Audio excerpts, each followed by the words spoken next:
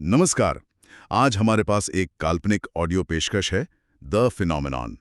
इसके बारे में कुछ प्रचार सामग्री मिली है, तो चलिए इस पर थोड़ी गहराई से बात करते हैं। हाँ, जरूर। इसका आधार ही काफी ध्यान खींचने वाला लगता है। बिल्कुल।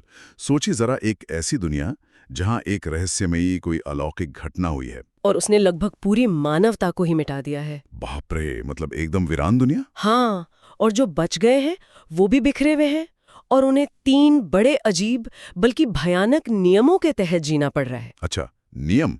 कैसे नियम? पहला, बाहर मत देखो। बाहर मत देखो। हम्म। दूसरा, आसमान की तरफ बिल्कुल मत देखो। आसमान की तरफ भी नहीं? ओके। और तीसरा, कोई आवाज मत करो, बिल्कुल खामोशी। वाह, ये नियम तो ये सिर्फ कहानी का प्लॉट नहीं है, ये तो अपने आप में कहानी को चला रहे हैं ना। हाँ, वही तो।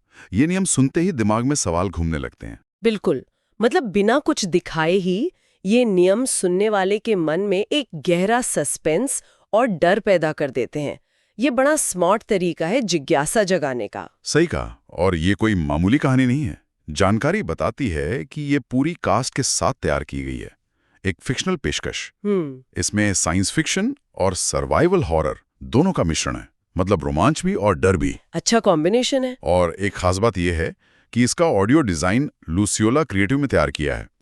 प्रोमो मटेरियल में इसे काफी प्रभावशाली बताया गया है। और ये बात बहुत मायने रखती है ना, जब आप देख नहीं सकते तो आवाज ही आपकी दुनिया बन जाती है। हाँ बिल्कुल, देखना मना है तो सुनना ही सब कुछ है। तो अगर ऑडियो डिजाइन वाकई प्रभावशाली है जैसा वो कह रहे हैं, तो इसका मतलब है कि साउंड का इस्तेमाल सिर्फ माहौल बनाने के लिए नहीं हुआ होगा, बल्कि कहानी कहने, किरदारों की भावनाओं को बताने और शायद उस अनदेखे खतरे का एहसास दिलाने के लिए भी, मतलब प्रमुखता से किया गया होगा। हाँ, सुनने वाले की कल्पना शक्ति पर बहुत कुछ छोड़ दिया गया होगा। बिल्कुल, श्रोता खुद अपनी कल्पना से वो दुनिया गढ़ता है। वैसे ये प्रस्तुति R.K. कैटक के उपन्यास पर आधारित है। अच्छा, नॉवेल एडेप्टेशन है? हाँ, और इसे जैरेड जे स्मिथ ने रूपांतरित किया है। एक और चीज जो मुझे दिलचस्प लगी वो हैं इसकी कड़ियां।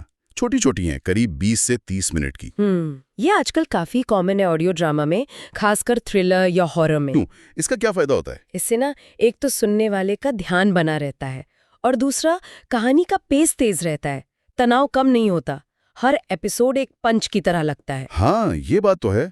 छोटी कड़ियों से शायद इंटेंसिटी बनी रहती है। और ये भी बताया गया है कि इसमें अंतर्राष्ट्रीय कलाकार हैं, हर सीजन में नई आवाजें आती हैं। हाँ, सीजन 4 का जिक्र है जो दुनिया भर में फैले हुए बचे लोगों पर फोकस करता है। मतलब कहानी का कैनवस काफी बड़ा है। ये अच्छी बात है, एक ग्लोबल पर्सपेक्टिव मिलता है। शब्द इस्तेमाल किए हैं जैसे शानदार, लगातार सुनने लायक, रोमांचक।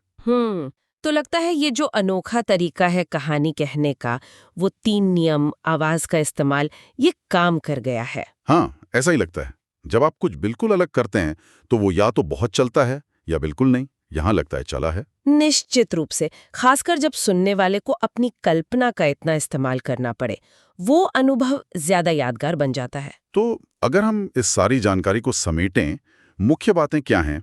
एक तो बहुत ही आकर्षक और रहस्यमयी आधार। हाँ, वो 3 नियम। बिल्कुल, वो 3 नियम। फिर उच्च गुणवत्ता वाला ऑडियो प्रोडक्शन जो शायद कहानी का एक अहम हिस्सा है। हाँ, सुनने का अनुभव। छोटी तनाव भरी कड़ियां। और दुनिया भर के बचे लोगों की कहानियां। और ये प्रमुख ऑडियो प्लेटफॉर्म्स पर उपलब्ध हैं और इनकी अपनी वेबसाइट phenomenonpod.com भी है। सही, तो सुनने के काफी विकल्प है। अंत में एक सवाल जो मेरे मन में घूम रहा है, वो ये कि इस तरह के सख्त सेंसरी नियमों के साथ जीने का मनोवैज्ञानिक असर क्या होता होगा। हाँ, ये सोचने वाली बात है।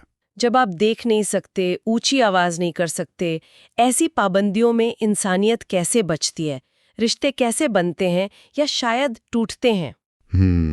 किस तरह की कहानियां उभरती होंगी ऐसी स्थिति से, ये जानना वाकई दिलचस्प होगा। बिल्कुल, ये मानवीय भावनाओं की कौन सी गहराइयों को छूती होंगी ये कहानियां, ये सोचने वाली बात है।